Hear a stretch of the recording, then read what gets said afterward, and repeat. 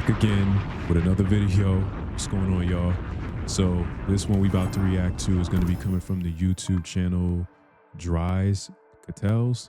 It's going to be talking about how the awful artist made millions and destroyed his life. Now I know that's probably for clickbait, but this one is going to be talking about Jean-Michel Basquiat. Now Jean-Michel Basquiat is one of my favorite artists, and fun fact, his birthday is actually the day before mine, and he died a year before I was born. He was born in 80, he died in 88. I was born in 89. So yeah. And like him, I'm a painter. So yeah, this should be an interesting video. Want to see what his take is on this. So without wasting any time, make sure you like, sub up to the channel. Let's get to this video. How did Basquiat, a homeless kid who spray painted buildings, become the 9th most expensive contemporary artist in history, selling paintings at $110 million? I spent the last months researching Jean-Michel Basquiat's story, and what I found wasn't just surprising. It completely destroys everything you've been told about the art world. Let's start with something nobody ever explained to you. A Basquiat painting that sold for $110 million. Here's another example that went for $85 million. How is this possible? Now, in order to understand how he pulled this off, you need to know what he was running away from. And this is where the story starts. We are in Brooklyn, and it's 1977. Jean-Michel Basquiat is 17 years old, standing in front of his mother at Kings County Hospital. She's being admitted to a psychiatric facility again. His mother, Matilda, had been his champion. She took him to the Brooklyn Museum every week. The as a AI is kid. crazy. He said it wasn't like that in 77, but a book about human anatomy when he was recovering from a car accident, a book that would influence his work for the rest of his life. But mental illness had pulled her further and further away. His father, Gerard, was a totally different story. Gerard was very hard on his son. When Gerard found out that Jean-Michel had dropped out of high school to focus on art, he threw him out of the house. And so now Michel is homeless, 17, sleeping in Washington Square Park, selling hand-painted t-shirts and postcards on the street in order to be able to buy food for the day. Every night on those benches, he tells himself the same thing. This is temporary. I just need one break, one person that can change the course of my life. And he starts spray painting cryptic messages all over Lower called Manhattan himself with his Samo. friend L. Diaz. The tag, Samo as an end to mind-wash religion, nowhere politics, and bogus philosophy. Messages appear everywhere, outside Soho galleries, on the walls of trendy restaurants, near the entrance of schools of visual arts. People start talking. Who is Samo? What does this mean? And for the first time in his life, people are paying attention, and Basquiat feels seen. He understands that his actions do have consequences, and it's all in his own hands. Village Voice runs an article trying to decode the mysterious tag Samo. And without realizing it, Basquiat is bypassing the galleries altogether. He's building a reputation directly with the people who will eventually buy his work. The collectors, the artists, the cultural tastemakers walking those streets every single day. And this is also the first time he starts pissing off the establishment. The vandalism is one thing, the taxpayer will pay for that anyway. But undercutting the establishment, that was a mistake. A mistake that would eventually cost him everything. In 1980, the art world had very clear rules about who gets to be a serious artist and who doesn't. The idea of a self-made artist lived in mythology, but didn't really exist in practice. The galleries, they controlled access. The collectors controlled legitimacy, and the museums controlled history.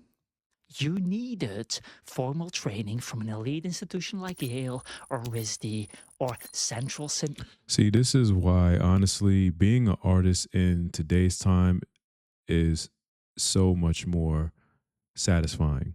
Like if Jean Michel could have been a painter in this time, he wouldn't have had to have gone through this, having to go through these different art dealers and these high prestige um like auctioning location, or just dealing with these type of people. You know what I'm saying? He could have just been able to sell his work through social media. He would have thrived, in this era.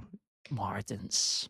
You needed to come from a particular wealthy family so the galleries knew wealthy friends of the family were willing to spend money on your abstract scribbles. You needed representation from one of the big established Soho galleries, Leo Castelli, Mary Boone, the power brokers who decided what was important and what wasn't important. You needed the right critics writing about you in the right publications, and you needed to make work that fit into acceptable categories.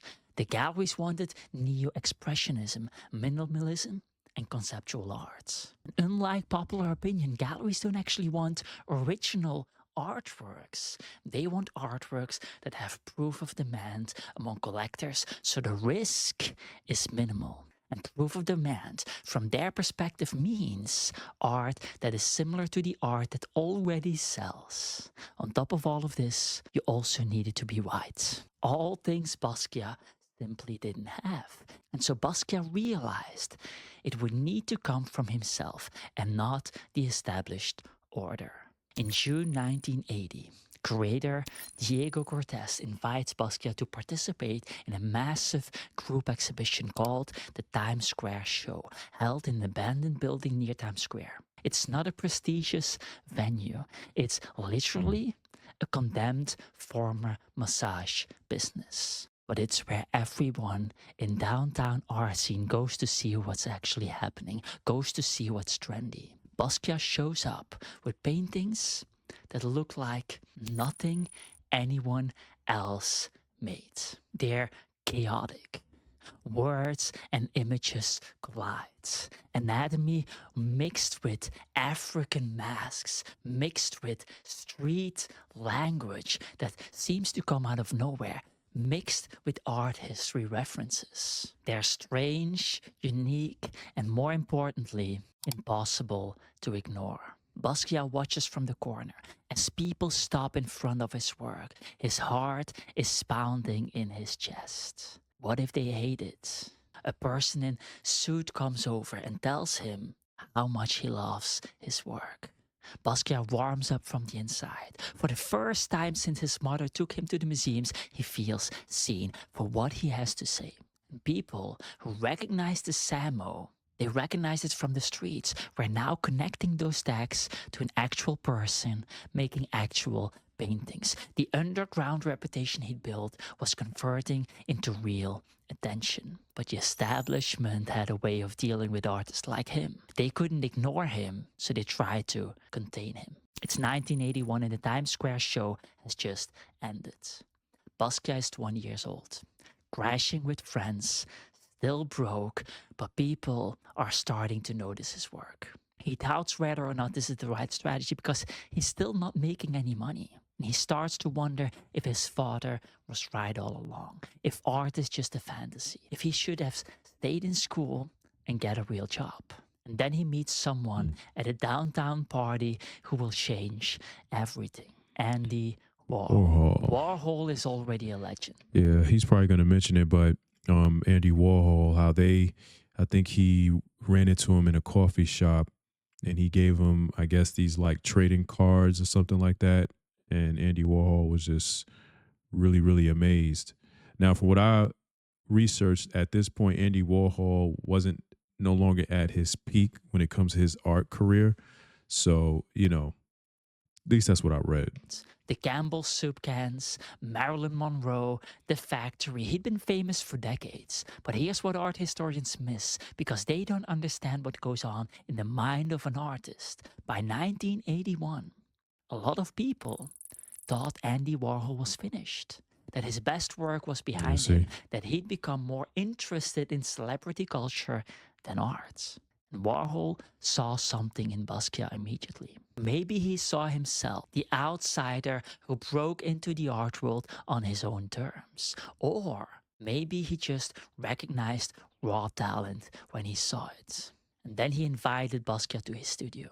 And this is where the mentorship begins. Not in a way you would expect. Warhol doesn't teach Basquiat technique, he teaches him the game. He explains how art dealers actually make money, not from gallery commissions, but from holding on to the inventory and selling it years later at auction for multiples of the original price. They're not promoting you, he says. They're building their own asset portfolio. He shows him how collectors think. He tells him collectors don't buy art they like. They buy art that signals something about themselves, their taste, their cultural relevance, their ability to spot the next thing before everyone else sees it. And finally, Warhol tells him something that Basquiat will never forget. The art world is high school all over again, but this time with money. Don't let them make you feel like you need them more than they need you. This changes everything for Basquiat. For the first time, a blue chip artist is treating him like an equal. And he starts to feel like he actually belongs in the art world. But what Basquiat does with this information that Warhol gave him will make the establishment angrier than anything he spray painted on their walls. A dealer named Anina Nosei sees Basquiat's work at an exhibition Yeah, and offers him she let him stay. He's gonna say it right now, but yeah, she let him stay in the basement of one of her lofts or something like that, where he could just create and just go crazy. something unusual. She gives him the basement of her gallery as a studio space. The deal is simple. I give you a place to work and will introduce you to the collectors who can come and see you paint live. In exchange, you make art that I can sell. It looks like a win-win at first, but soon it becomes clear that she's exploiting him. Later, he would say that it felt like being a monkey in a cage. But he understands that he has to play the game, so he allows this exploitation. In the basement, he produces 60 paintings in less than a year. And collectors come. They want to see an artist at work and feel like they are buying directly from the artist. Within months, he goes from selling paintings for $1 to selling his paintings for $15,000 each. But something strange was happening in the critical reception. Even as his paintings sold, even as collectors bought everything he made, critics couldn't seem to talk about his work without racially coded language. Art in America called him the new art world primitive. Another review described him as a true primitive. The language was consistent, untrained, naive, and slightly stupid. Now, at first, this doesn't look strange until you see how they describe white artists that make scribbles on a canvas. I mean, yeah, look at Picasso. He did that. You know what I'm saying? Picasso went through quite a few different phases with his art. Cubism is one of them. Um, I think there was one, something start with the word blue, I forgot. But he went through different phases in art. And I think he at some point was doing scribble work as well. You know what I'm saying? But like he said, everything was racially charged when it came to Basquiat because of who he was. Artists like Trombley are being praised by those same critics as sublime, as the next big thing, as absolutely amazing works of art, gestural marks. When Trombley does it, it's amazing. But when a black guy from Brooklyn does it, it's primitive. Basquiat reads these reviews late at night in his studio. Each one feels like his father's voice. You're not good enough. You will never be a painter. Why did you drop out? But this time, it's not just his father. It's the entire establishment, the entire art world. He doesn't understand why. From his eyes, he's as trained as anyone else. Let's take one of his paintings. Untitled Skull from 1981. On the surface, it looks raw. A skull drawn in rough black lines, words scrawled across the canvas. Critics saw this and thought untrained and childlike. But Basquiat was doing what the European artists had been doing for decades. Basquiat directly referencing Gray's Anatomy, the book his mother gave him as a child. He's deconstructing anatomical illustrations and recombining it with graffiti aesthetics and African mask traditions. Those words on the canvas, that's semiotics, using language as a visual element to control meaning. He's not untrained. He's training himself on his own terms, pulling from sources the establishment just didn't recognize. Yeah, because they so damn smart. They were dumb at the same time. Like I was putting all of these different symbols and just putting it in code. You just couldn't decode it. The racism wasn't obvious. It was structural, built into the language itself. But it wouldn't stay that way. Basquiat was trying to look at it from the positive. After all, he is making sales. While critics debate whether he was a real artist or just a graffiti phenomenon, collectors kept buying, which is all that really mattered. By now, I mean, when you think about other artists that, because think about Keith Haring, it was Keith Haring, Andy Warhol, and Jean-Michel Basquiat. Those were like the big three names on the New York scene back in the 80s when it comes to art. If you look at Keith Haring's work, his work is very childlike. You know what I'm saying? With the crawling baby and the dog or whatever. Like if you look at Keith Haring's work, it's very childlike, but you know, it was embraced. You know what I'm saying? 1982. He's 22 years old and making approximately $1.4 million a year in today's money. His first solo show at Anina no... Mind you, this was all before social media. We didn't have smartphones back then. This was all word of mouth, grassroots. You know what I'm saying? Got it out the mud type of selling. You know what I'm saying? That's why I know for a fact he would have definitely killed in this era. SAG galleries sold out completely. But something didn't felt right. Basquiat remembered the words of Andy Warhol. Art dealers and collectors make money from holding on to inventory and selling it years later at auction for multiples of the original price. Basquiat felt the establishment was holding something back. There was a plan behind it all. He just couldn't see it yet. Then something happened. Julian Schnabel, a white artist roughly the same age as Basquiat, also making neo-expressionist work, has paintings selling at auction for $50,000. The critics celebrate it as a major breakthrough for a new generation of painters. The same critics who called Basquiat primitive.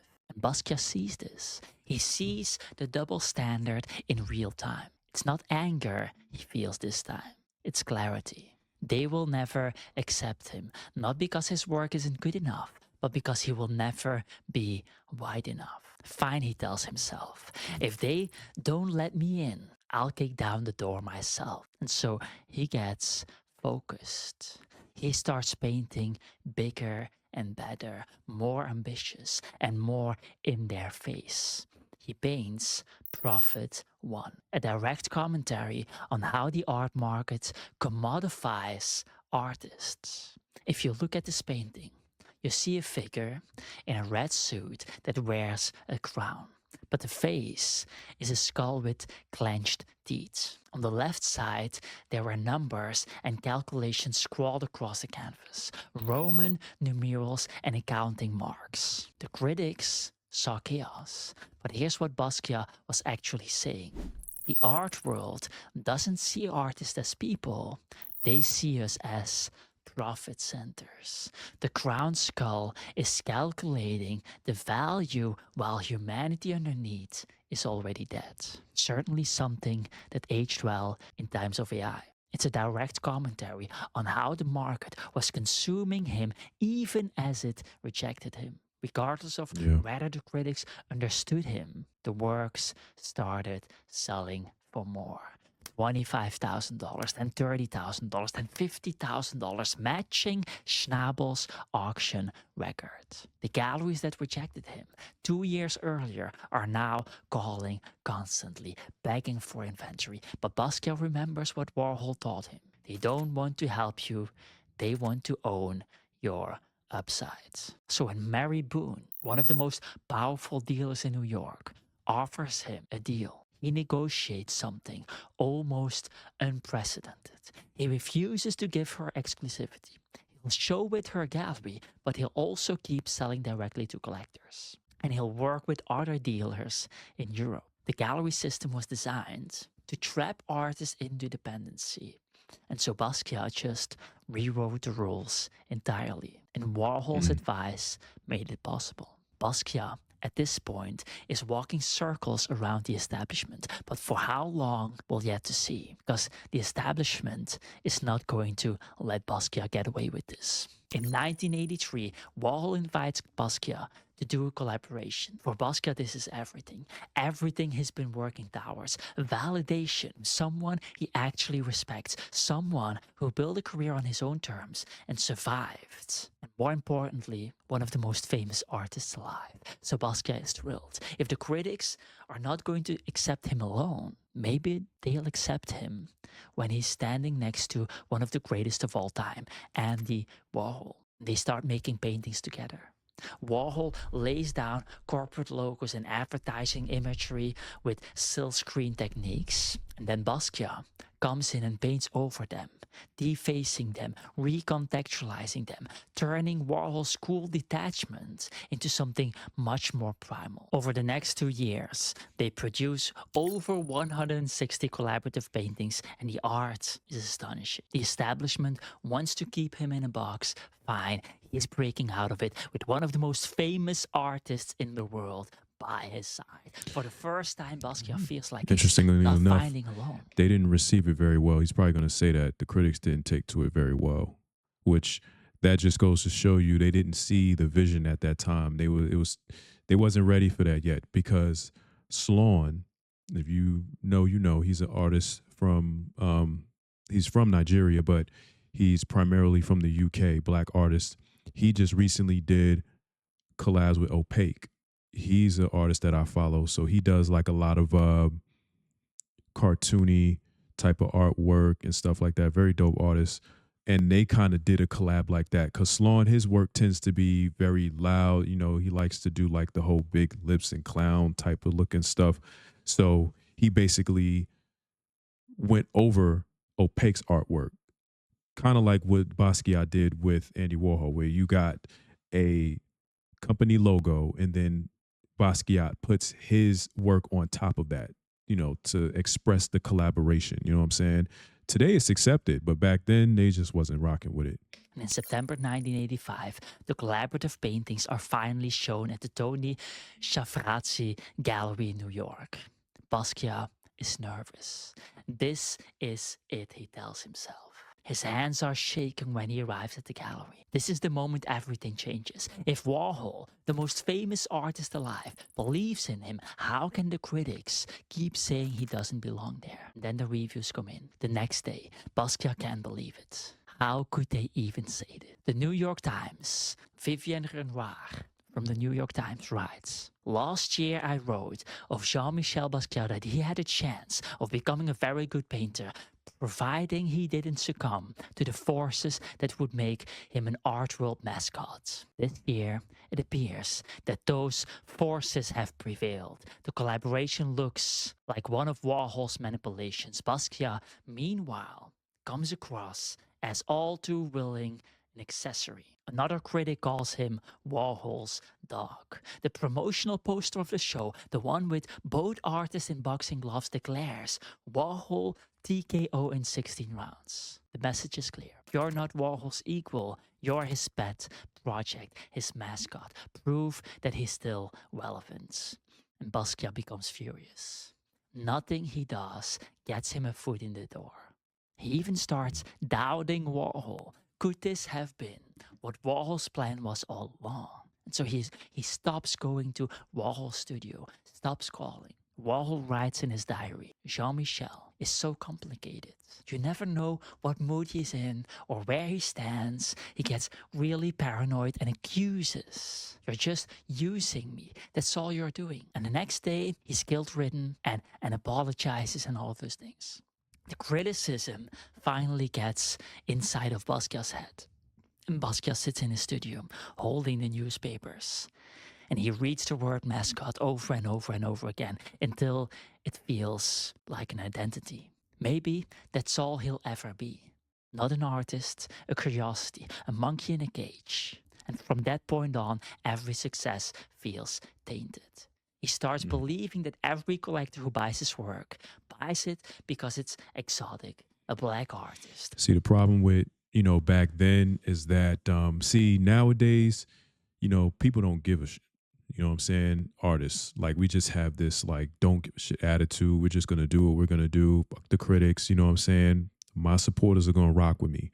You know what I'm saying? Basquiat, unfortunately, he didn't come up in that time. So what the critics said meant everything. You know what I mean? Because it was how you was able to get your foot in the door and get certain deals and just, you know what I mean? Basquiat would have been perfect in this era because it wouldn't have just been paintings that he could do. He could sell to, well-established people, but then he could also have his own brand, his own clothing, things like that. I mean, they made a Uno card set with his artwork. You know what I'm saying? Like, the amount of money that has been made off of Jean-Michel after his passing, it's insane. Painting selling for over 100 million, $82 million. You know what I'm saying? And he ain't even here to see that. Something they need in the studio. The paranoia becomes unbearable. He paints more, uses more drugs, and pushes everyone away. But Warhol never abandons him. In interviews, Warhol defends the collaborative work. He defends his friend Basquiat. And in private, he keeps reaching out. He keeps inviting him to the studio, keeps believing in him, even when Basquiat doesn't believe in himself. Warhol is the one person that keeps his head above water. And on February 22, 1987, Warhol dies unexpectedly after routine surgery. Warhol's death destroys something inside of Basquiat. Because Warhol wasn't just a mentor who taught him everything and introduced him to all of the big players, all of the art collectors, all of the important people in the industry.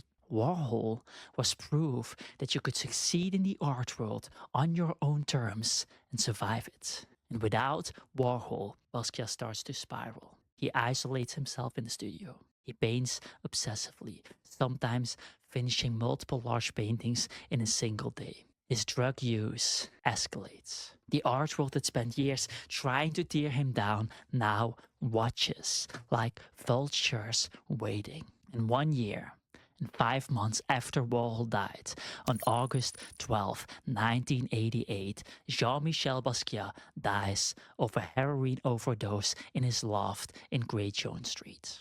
He was 27 years old. In less than a decade, he went from sleeping on park benches to selling paintings for 6 figures. The establishment seemed to have won. Then something happened.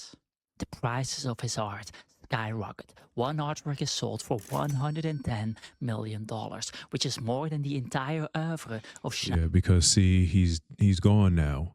So you're never going to get an original painting from him anymore because he's no longer here. So now, this is what I'm saying, you're mortified when you're gone.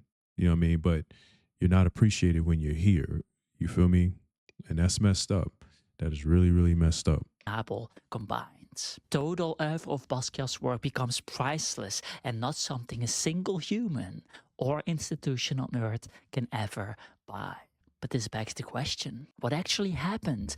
What happened to Basquiat and how did his art suddenly become so valuable? The official statement says that he died from an overdose. But that's another word for the establishment statement. Everyone in the establishment accepts this narrative, but I'm not really sure. From the perspective of the billionaire collector, let's think about this, who owns 30 Basquiats. it's an interesting choice. Those collectors basically have two options. Option 1, you let Basquiat increase the supply of your art by 600 paintings a year while destroying his career with drugs, plummeting the value of your entire collection. Or option 2, you make sure that supply is capped for eternity at a very low number and end his career at the absolute peak. From the eyes of the billionaire collectors, Basquiat is worth more dead than alive. Allegedly, of course. Now, I have no way to know what happened, and I don't want to make any accusations, but I do think it's very interesting that artists mysteriously die at extremely young ages from a rather convenient drug overdose. And so this... Yeah, because Keith Haring, he died, well, he passed away relatively young. Funny enough, Warhol passed away in 87, Basquiat 88, and Keith Haring passed away in 1990. February 1990. I was about 2 months old. So all of them relatively passed away back to back to back. Three of the biggest artists in the New York area passed away. Begs the question, was Warhol right? Is the art world nothing more than high school all over again, but this time for money? Let me know what you think in the comments.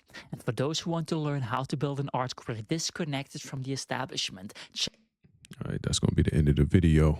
But yeah, it's unfortunate that, you know, he passed relatively young and he didn't get to live to see what his art did in the world and how it impacted a lot of artists of today. There are a lot of artists that, even myself, were inspired by his work. You know what I'm saying? So if he had have been an artist in this day and time, he would have been larger than life as well.